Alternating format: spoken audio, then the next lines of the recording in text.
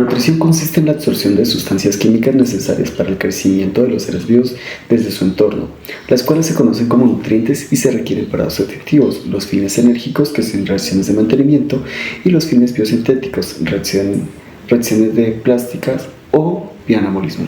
Desde el punto de vista biosintético, o ya sea para sus necesidades plásticas o de crecimiento, las bacterias se pueden dividir en autótrofas o heterótrofas. Las autótrofas crecen sintetizando sus materiales a partir de sustancias inorgánicas sencillas. Ahora bien, habitualmente el concepto de autótrofa se limita a la capacidad de utilizar una fuente inorgánica de carbono. Las heterótrofas, su fuente de carbono es orgánica, si bien es cierto que otros elementos distintos del carbono pueden ser captados de forma inorgánica. Algunos otros conceptos son las autótrofas estrictas. Estas son aquellas bacterias incapaces de crecer usando materia orgánica como fuente de carbono. Las misotróficas son aquellas bacterias con metabolismo enérgico litótrofo. Estas obtienen energía de compuestos inorgánicos, pero estas requieren una sustancia orgánica como nutriente para su metabolismo biosintético. Ya sean heterótrofas o autótrofas, todas las bacterias necesitan captar una serie de elementos químicos que se puedan clasificar según la cantidad en que son requeridos, como macronutrientes o micronutrientes o elementos de traza. Las clases de nutrientes. Podemos clasificar los nutrientes en las siguientes categorías: universales, es decir, aquellos que son requeridos por todos los procariotas: agua, CO2, fosfatos y sales minerales. También en particulares y factores de crecimiento. En nutrientes universales podemos hablar del agua, que las bacterias necesitan grandes cantidades de agua. De hecho, salvo algunas excepciones, se pueden considerar como organismos acuáticos que requieren un cierto grado de humedad para crecer.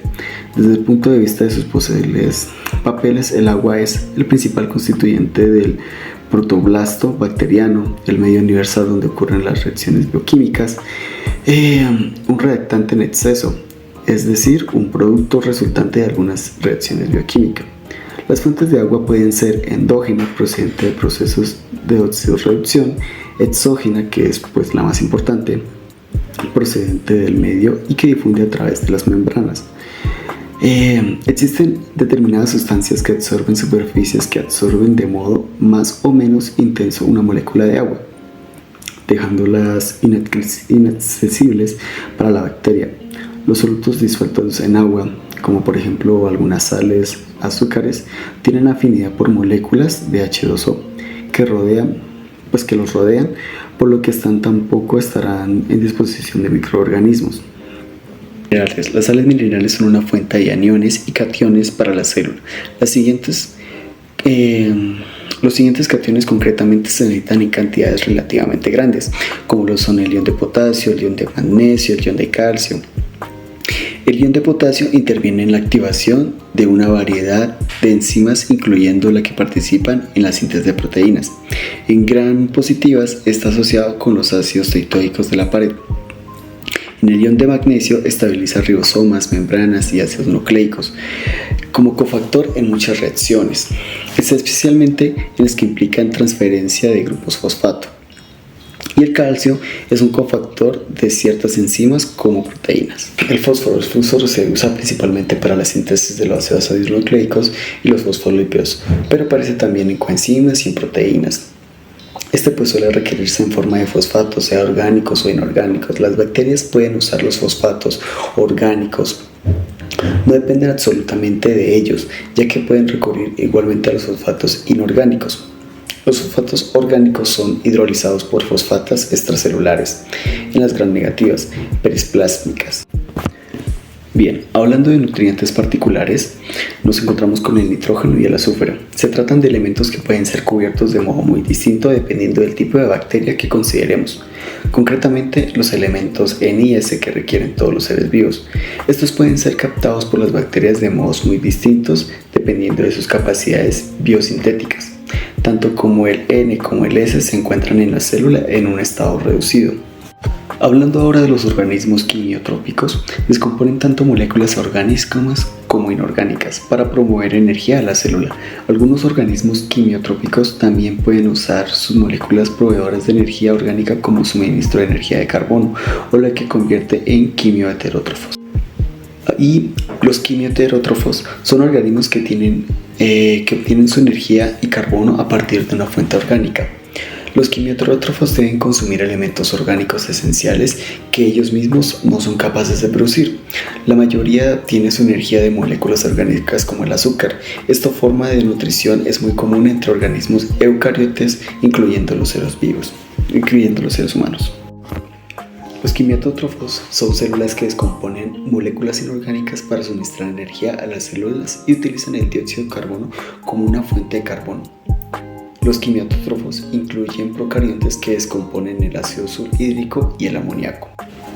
Muchos quimiotrófos también viven en ambientes extremos como chimeneas en el fondo del mar. La respiración aeróbica y anaeróbica. Un aspecto metabólico en que los procariontes se diferencian de los seres humanos y en el que somos mucho más diversos. En su necesidad de oxígeno, algunos lo necesitan y a otros los envenenan. Algunos otros pueden utilizarlo y otros no, según su disponibilidad. Los procariontes que necesitan oxígeno para llevar a cabo su metabolismo se llaman aerobios estrictos. Los seres humanos también somos aerobios estrictos. ¿Por qué? Porque necesitamos oxígeno para poder sobrevivir. Los procariontes que no toleran el oxígeno y solo pueden llevar a cabo metabolismo anaeróbico se llaman anaeróbicos estrictos, como el C. botulinum, como la bacteria que provoca el botulismo, una fuerte intoxicación por alimentos. Cuando crecen los alimentos enlatados, uno de los alimentos enlatados es un anaerobio estricto, lo que explica por qué prolifera en latas selladas. Tenemos los anaerobios facultativos. Usan el metabolismo aerobio cuando hay oxígeno presente, pero también estos cambian el metabolismo a anaerobio si está ausente. Las bacterias que producen las infecciones por estafilococos o estreptococos son ejemplos de anaerobios facultativos. Otros ejemplos son las mesótrofas. Estas son aquellas que pueden pasar de estados autótrofos a heterótrofos y viceversa de acuerdo a las condiciones en que se encuentren. Por los requerimientos nutricionales se clasifican en autótrofas, que estas cuando se comportan de una manera exigente frente a algún requerimiento nutricional exógeno, generalmente por mutación genética. Con respecto al crecimiento de las bacterias y otros requerimientos nutricionales como los factores de crecimiento, son compuestos esenciales para el crecimiento bacteriano y son sustancias que el organismo no puede sintetizar, se requieren en pequeñas cantidades para la célula, debido a que cumplen con papeles específicos en la biosíntesis, como las pirimidinas y las purinas. Se requieren para la síntesis de ácidos nucleicos, ADN y ARN, aminoácidos que requieren para la síntesis de proteínas, y las vitaminas se necesitan como coenzimas y grupos funcionales de ciertas enzimas. Ahora bien, algunas bacterias como Escherichia coli no requieren ningún factor de crecimiento, pueden sintetizar todas las purinas, vitaminas, aminoácidos y vitaminas esenciales, comenzando por su fuente de carbono. Otras bacterias como Lactobacillus requiere de purinas, pirimidinas, vitaminas y ciertos aminoácidos para poder crecer. La nutrición bacteriana, especialmente hablando en un medio de cultivo, es un proceso de provisión de factores químicos y físicos externos necesarios para el crecimiento y desarrollo normal bacteriano. Las bacterias tienen un requerimiento nutricional variado, algunas totalmente orgánico, otras inorgánico o de ambos tipos. En cuanto a los requerimientos nutricionales químicos, encontramos el agua, el carbono, el nitrógeno, el azufre y el fósforo, donde el agua va a disolver elementos nutricionales que luego van a ser transportados desde la membrana al citoplasma bacteriano. El carbono participa en la biosíntesis de material celular y oxida hidratos de carbono. El nitrógeno sintetiza proteínas. El azufre es utilizado por algunos microorganismos para sintetizar aminoácidos sulfurosos, y el fósforo sintetiza ATP, ácidos nucleicos y fosfolípidos. En cuanto a los requerimientos nutricionales físicos, encontramos algunos como el oxígeno, el pH y la temperatura. Algunos microorganismos varían de acuerdo a la necesidad de oxígeno, y encontramos los aerobios que requieren oxígeno y los anaerobios que no. En cuanto a la temperatura y el pH, pues algunos microorganismos necesitan un medio con temperaturas elevadas, otros no, y lo mismo sucede con el pH. Algunos microorganismos necesitan un medio con mayor alcalinidad, otras con un medio más ácido, pero por lo general las bacterias crecen en un medio neutro entre un pH de 6 a 7. Ahora hablaremos sobre la clasificación metabólica. Las bacterias tienen diversidad metabólica y algunas pueden alimentarse a través de vías metabólicas que no están disponibles en plantas ni animales.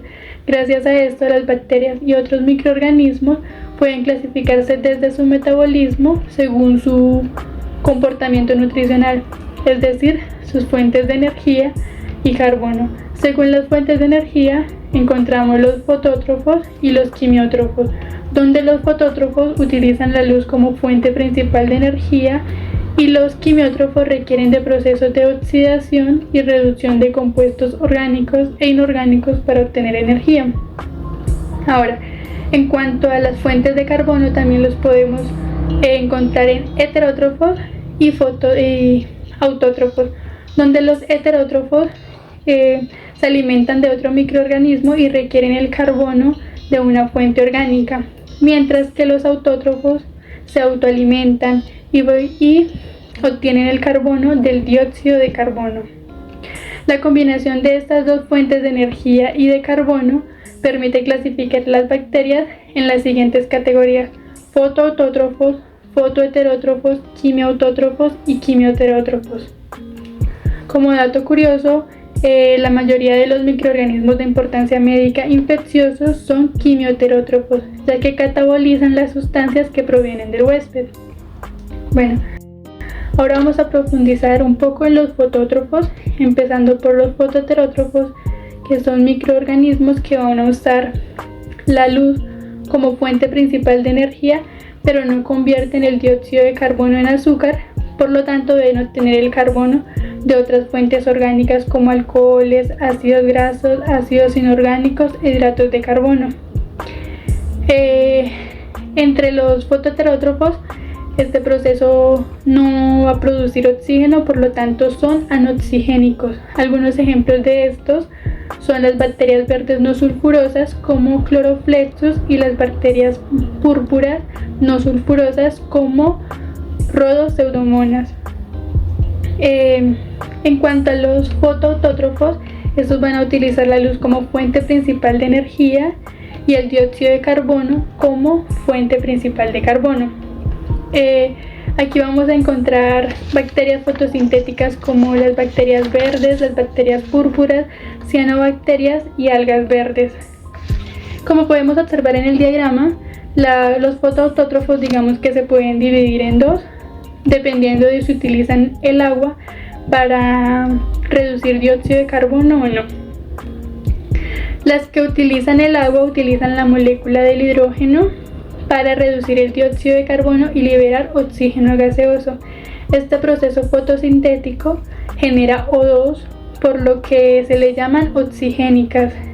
Otro dato es que la mayoría de las cianobacterias que pertenecen a este grupo son las responsables de la mayor parte de oxígeno en el planeta y no las plantas como se cree. Las que no utilizan el hidrógeno del agua para reducir el dióxido de carbono tampoco pueden fotosintetizar en presencia de oxígeno, por lo cual requieren un medio anaerobio, es decir, sin oxígeno.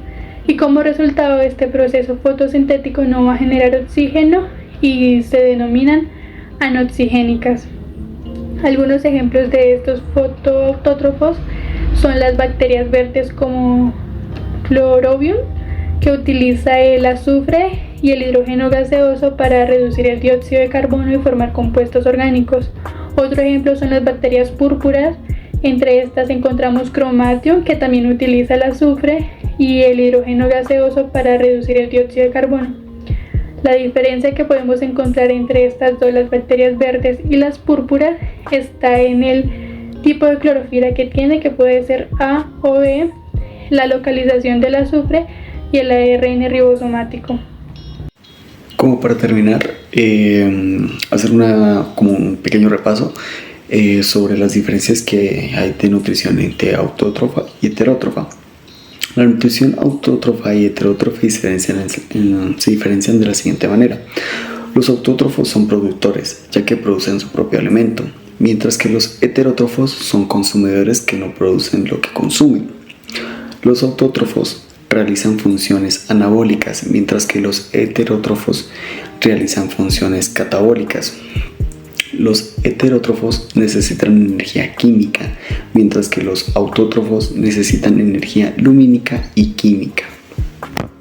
Así, además, los autótrofos tienen células con cloroplastos que realizan fotosíntesis, mientras que los heterótrofos no poseen células de cloroplastos.